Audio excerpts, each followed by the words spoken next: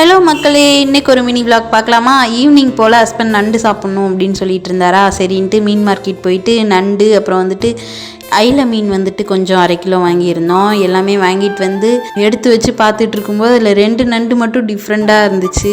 ஒரு நண்டு சிலுவை நண்டுன்னு சொல்லுவாங்க அந்த நண்டு, இன்னொன்று சாதா நண்டு. அது எப்போவுமே நாங்கள் குக் பண்ணுறது. அந்த நண்டு கொஞ்சம் அதிகமாக இருந்துச்சு. அப்புறம் வந்துட்டு ஒரு க்ரீன் கலரில் ஒரு நண்டு இருந்துச்சு. அது என்ன நண்டுன்னு எனக்கு தெரியல, தெரிஞ்சால் கமெண்ட் பண்ணுங்கள். அப்புறம் வந்துட்டு ஐல மீன் வாங்கிட்டு வந்திருந்தோம் 1/2 கிலோ போல். சரி குழம்பு வச்சுட்டு கொஞ்சமாக வறுத்துக்கலாம், நண்டு வந்துட்டு கூட்டு வச்சிடலாம் அப்படின்னு சொல்லிட்டு வாங்கிட்டு வந்திருந்தோம்.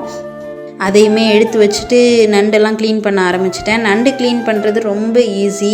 அந்த ஓடு இருக்குல்ல, அதை நான் பிக்கிற மாதிரி பிச்சுட்டு அந்த நடுஸில் ஒரு மாதிரி அழுக்கு மாதிரி இருக்கும், அதையும் எடுத்துட்டு அப்புறம் வந்துட்டு சைடில் கால் வந்துட்டு பாதிக்கு மேலே ரெக்க மாதிரி இருக்கும், அதையுமே உடச்சி எடுத்துட்டு நல்லா க்ளீன் பண்ணி கழுவி எடுத்துட்டோன்னா நண்டு சூப்பராக க்ளீன் ஆயிரும்.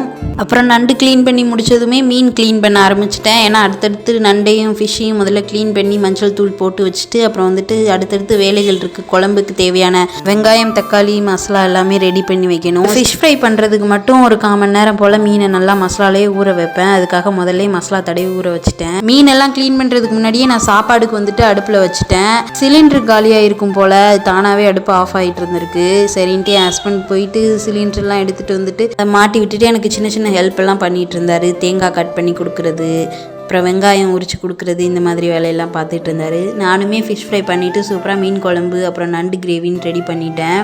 நண்டு கிரேவி, மீன் குழம்பு, மீன் ஃப்ரையோட ரெசிபி வேணும்னா ரெசிபின்னு கமெண்ட் பண்ணுங்கள், கண்டிப்பாக நான் வீடியோ அப்லோட் பண்ணுறேன். அதுக்கப்புறம் எல்லாமே நல்லா வெந்து வந்ததும் கொத்தமல்லி இலையை டிசைனிங்காக தூவி விட்டுட்டு மீன் எப்படி வெந்திருக்குன்னு அந்த குழம்பு கரண்டியை உள்ளே விட்டு பார்த்தா செம சூப்பராக பூ போல் வெந்திருந்துச்சு. சரின்ட்டு சாதத்தை எடுத்து போட்டு அந்த 2 ஃபிஷ் ஃப்ரை எடுத்து வச்சுட்டு அப்படியே நண்டு கிரேவியும் வச்சு மண் சட்டியில் காரசாரமாக வந்திருக்க அந்த மீன் குழம்பை எடுத்து ஊற்றிட்டு ஒரு பைட் போனால் செம்ம டேஸ்ட்டாக இருந்துச்சு. கூடவே கொஞ்சம் பல்லாரியும் நறுக்கி வச்சுட்டு சாப்பிட்டோம். நிஜமாவே நானாக இப்படி சமைச்சேன்ற மாதிரிலாம் இருந்துச்சு, அவ்வளோ டேஸ்ட்டாக இருந்துச்சு. அப்புறம் ஆளுக்கு ஒரு பிளேட் எடுத்துகிட்டு போய் வச்சு சாப்பிட்டுட்டு இருந்தோம். என் பையனு கூட்டத்துக்குள்ளே தான் போதும்னு ஆயிடுச்சு.